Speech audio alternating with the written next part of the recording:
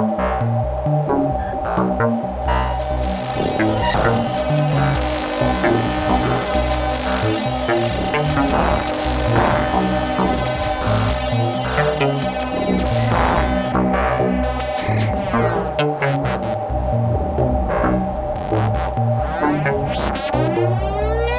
is another oft-stated discriminating factor that purportedly defines the difference between the East Coast sound and the West Coast sound.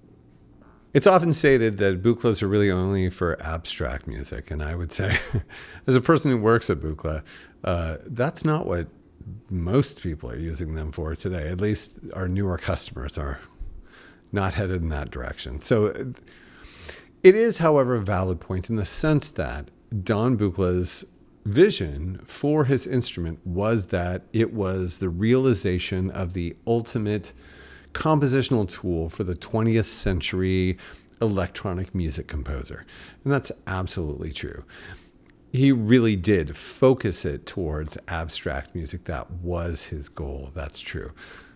But, so in a way, this isn't a myth. This is true. But that being said, if we go back and look at the most iconic usages of Buchla systems, the usages that introduced us to the Buchla, I mean, certainly we can start off with Morton Subotnick and his composition, Silver Apples of the Moon. While it is abstract, and it definitely is within the 20th century electronic music structure, it's also weirdly accessible. So, I mean, it really is an enjoyable listen for a person who's not necessarily into like traditional electronic music. So that's true. But really, if you really think about it, Suzanne Chani, who made great use of Buchla systems throughout her career, is still making great use of Buchla systems.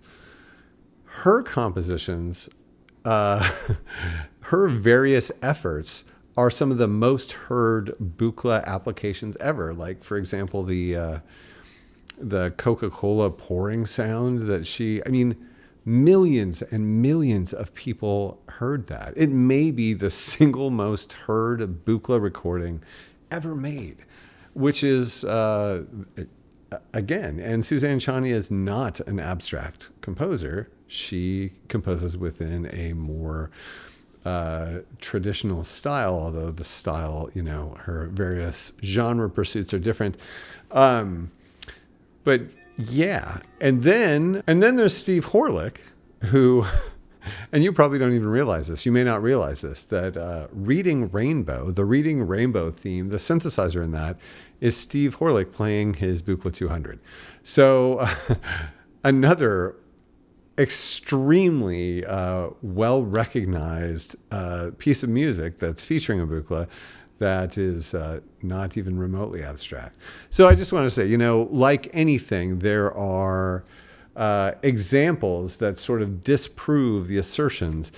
And, obviously every assertion is going to have something on the corners that may or may not agree with it, and they're just generalizations. But when you make a generalization and the most common examples of, in this case, Buchla music are traditional,